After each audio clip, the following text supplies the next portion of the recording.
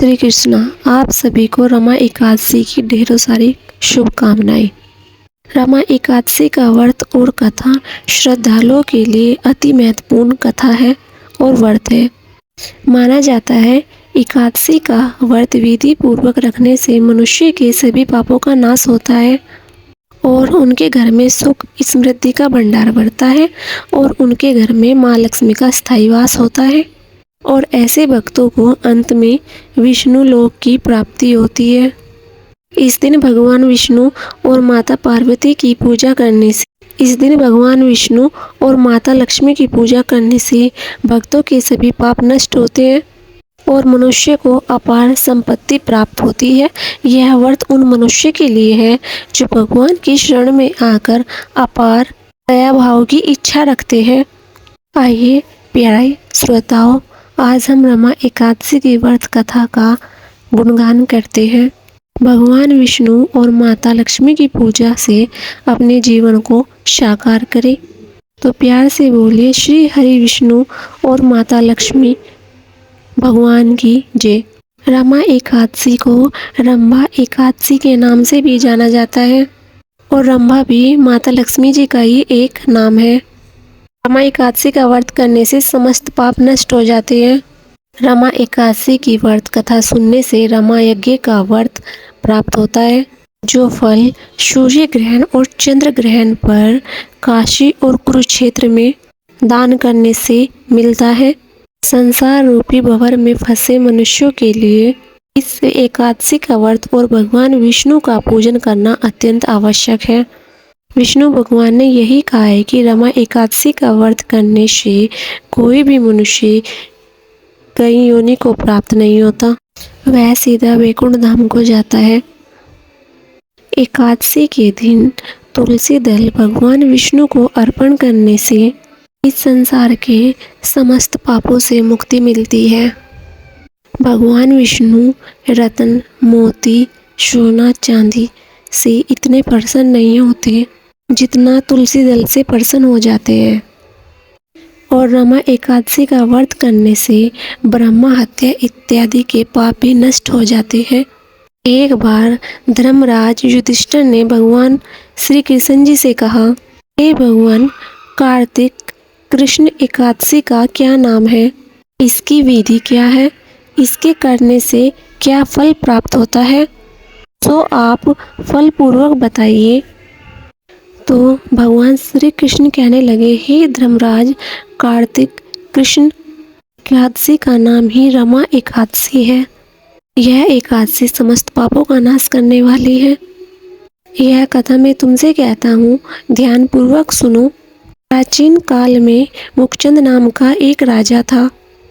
उसकी देवराज इंद्र के साथ मित्रता थी। साथ में यम, कुबेर और विभीषण भी उसके मित्र थे।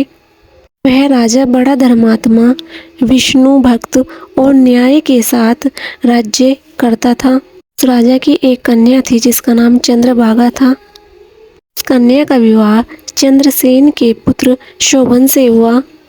एक समय में वह शोभन ससुराल आया। उन दिनों पूर्णिमाई रमा एकादशी अथवा रमा एकादशी भी आने वाली थी। जब व्रत का दिन नजदीक आ गया तो चंद्रभागा के मन में एक सोच उत्पन्न हुई कि मेरे पति तो अत्यंत दुर्बल है। उस दिन राजा ने पूरे राज्य में ढोल बजाकर यह घोषणा करवा दी कि एकादशी को किसी को भी भोजन नहीं करना चाहिए। यह सुनकर शोभन को बड़ी चिंता हुई। उसने अपनी पत्नी से कहा, हे प्रिय, मुझे अब क्या करना चाहिए? मैं तो किसी भी प्रकार भूख प्यास सहन नहीं कर सकूंगा। कुछ ऐसा उपाय बताओ जिससे मेरे प्राण बच सके, नहीं तो मेरे प्राण अवश्य ही चले जाएंगे। चंद्रभागा कहने लगी, हे स्वामी, मेरे पिता के राज्य में एकादशी के दिन कोई भी मनुष्य भोजन नहीं करता। यहाँ तक कि भी घोड़े, बिल्ली, हाथी भी भोजन और जल तक ग्रहण नहीं कर सकते। फिर मनुष्य का तो कहना ही क्या है। यदि आप भोजन ही करना चाहते हैं तो किसी दूसरे स्थान पर चले जाइए, और यदि आप यहीं पर रहना चाहते हैं तो आपको यह व्रत अवश्य ही करना पड़ेगा। पत्नी की बात सुनकर शोभन कहने लगा, हे प्रिय, तब तो मैं यह व्रत अवश्य ही करूँगा। मेरे भाग्य में जो होगा वो देखा जाएगा। मन में ऐसा विचार रख शोभन ने एकादशी का व्रत रख लिया। वह भूख और प्यास से अत्यंत पीड़ित होने लगा। जब सूर्य नारायण अस्त हो गए और रात्रि को जब जागरण का समय आया, जो कि वैष्णवों को अत्यंत हर्ष देने वाला था, परंतु शोभन के लिए वह समय अत्यंत दुखदायी हुआ और प्रातःकाल होते होते शोभन के प्राण निकल गए। अब राजा ने सुगंधित काष्ठ से उसका दाह संस्कार करवाया, परंतु चंद्रभागा ने अपने पिता की आज्ञा से अपने शरीर को दग्ध नहीं किया, अर्थात वह अपने पति के शव के साथ सती नहीं हुई और अपने पति की अंत्येष्टि क्रिया के बाद वह अपने पिता के घर में ही रहने लगी। रमा एकादशी के प्रभाव से शोभन को अंतराचल पर्वत पर धन धान्य से युक्त तथा शत्रुओं से रहित एक सुंदर देवपुर प्राप्त हुआ। वह अत्यंत सुंदर और देवपुर जटिल मणि के समान खंभों पर निर्मित अनेक प्रकार की स्फटिक मणियों निर्मित सुशोभित भवन में बहुमूल्य वस्त्र, आभूषणों और छत्र आदि से विभूषित गंधर्व और अप्सराओं से युक्त सिंहासन पर आरूढ़ ऐसा लगता था मानो दूसरा इंद्र ही विराजमान हो। फिर एक समय मुखचंद नगर में रहने वाला सोम शर्मा नामक ब्राह्मण तीर्थ यात्रा करता हुआ घूमता घामता उधर ही पहुंच गया। फिर उसने शोभन को पहचान लिया कि यह तो राजा का पुत्र। शोभन ने भी उसे पहचान लिया। शोभन अपने आसन से उठकर के पास आया और प्रणाम आदि करके कुशल प्रश्न किया। ब्राह्मण ने कहा कि राजा मुखचंद और आपकी पत्नी कुशल से हैं। नगर में भी सब से प्रकार से कुशल है, परंतु हे राजा, हमें तो यह सब देखकर अत्यंत आश्चर्य हो रहा है। आप अपना वृत्तांत बताइए कि ऐसा कैसे हुआ और ऐसा सुंदर नगर जो न कभी देखा और सुना आपको कैसे प्राप्त हो गया। कौन बोला, कार्तिक कृष्ण पक्ष की रमा एकादशी का व्रत करने से मुझे यह नगर प्राप्त हुआ है, परंतु यह अस्थिर है। यह स्थिर हो जाए ऐसा कोई उपाय करिए। तब ब्राह्मण ने कहा, हे राजन, स्थिर क्यों नहीं है और कैसे स्थिर हो सकता है, आप ही बताइए। मैं अवश्य ही इसका उपाय करूँगा, आप मेरी यह बात को झूठ मत समझिएगा। तब राजन ने कहा, मैंने इस व्रत को श्रद्धा रहित होकर किया है, इसलिए अतः यह सब कुछ अस्थिर है।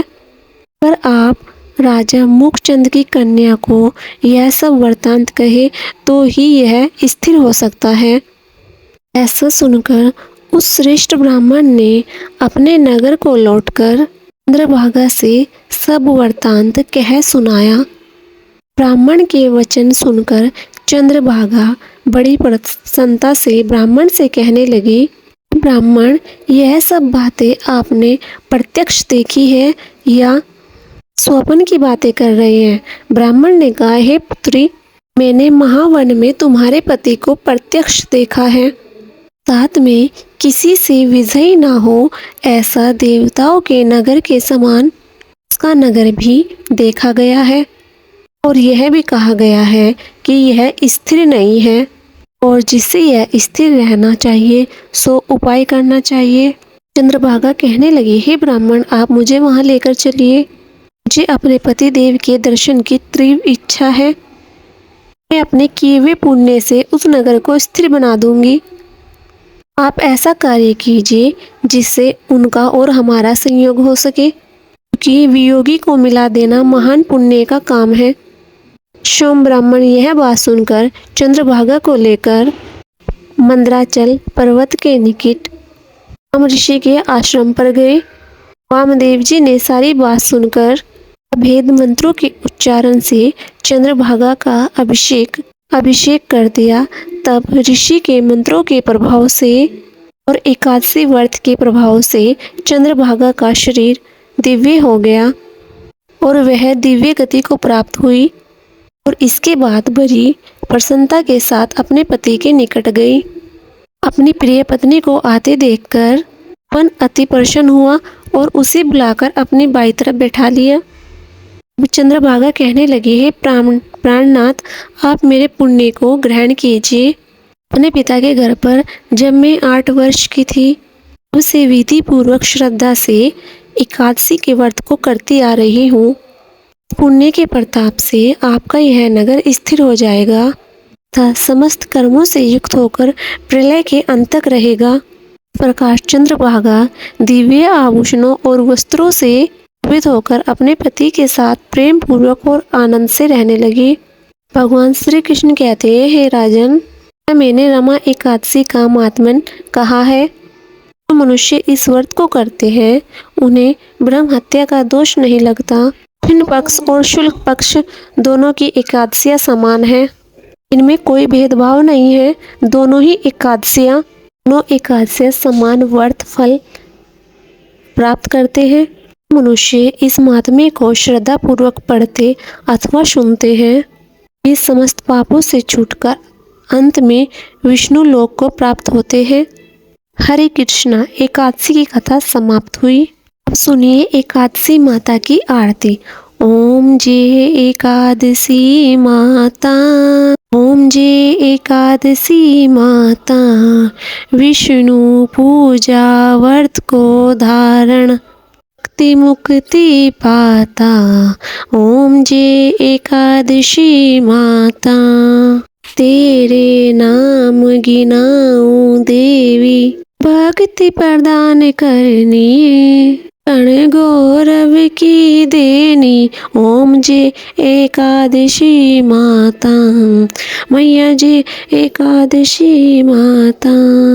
अग्र शीर्ष के कृष्ण पक्ष की पन्ना विश्व तारिणी जय, शुक्ल पक्ष में हुई मोक्षता। ओम जय एकादशी माता, मैया जय एकादशी माता।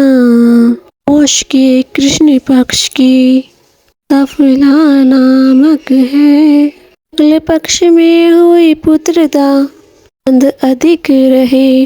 ओम जय एकादशी माता, मैया जय एकादशी माता।